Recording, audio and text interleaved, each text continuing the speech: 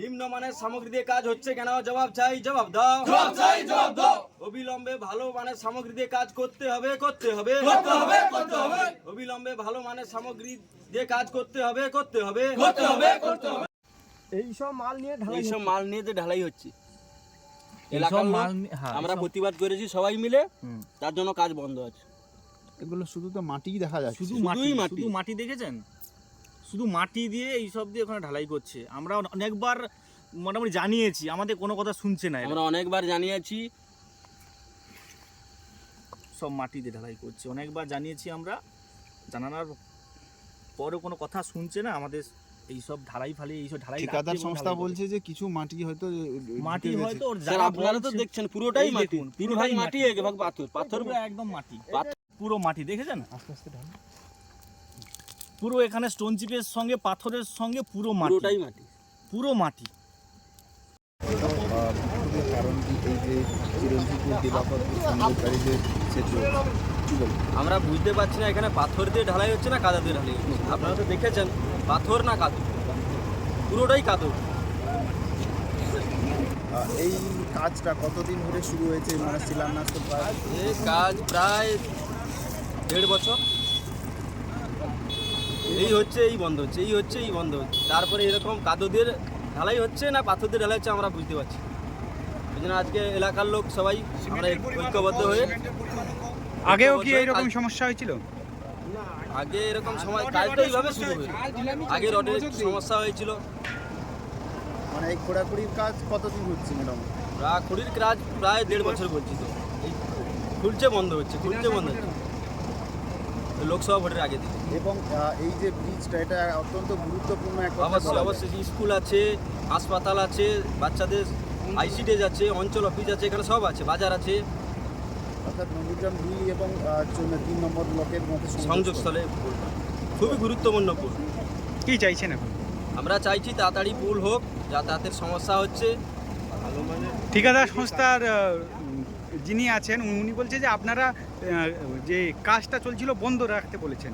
বলছে এইরকম যদি আমরা বলছি তো কাদো দিয়ে ঢালাই হচ্ছে না পাথর দিয়ে ঢালাই হচ্ছে। আমরা তো একটা কাজ দেখছি, চারদিকে বিল্ডিং ভেঙে পড়ে যাচ্ছে, এই হচ্ছে, কাজটা সুস্থ হবে, আমরা তো কিছু বাধা দেইনি।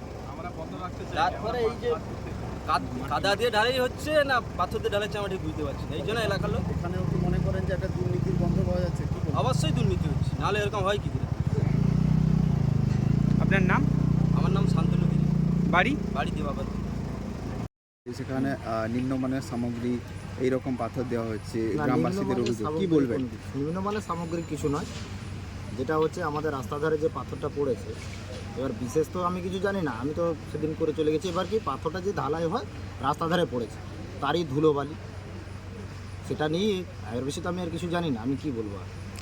এর আগেও রডের সমস্যা ছিল, গ্রামবাসীরা বিক্ষোভ দেখিয়েছে, আবার এই পাথরে সমস্যা যে হচ্ছিল, দুজন এখানে এসে বলছিল, তাদের মধ্যে ড্রিঙ্ক করা ছিল একজন, ঠিক আছে, তো কী বলছিল না বলছিল সেই যিনি ছিলেন উপরে তিনিই জানেন, আমি কি বলবো এবার।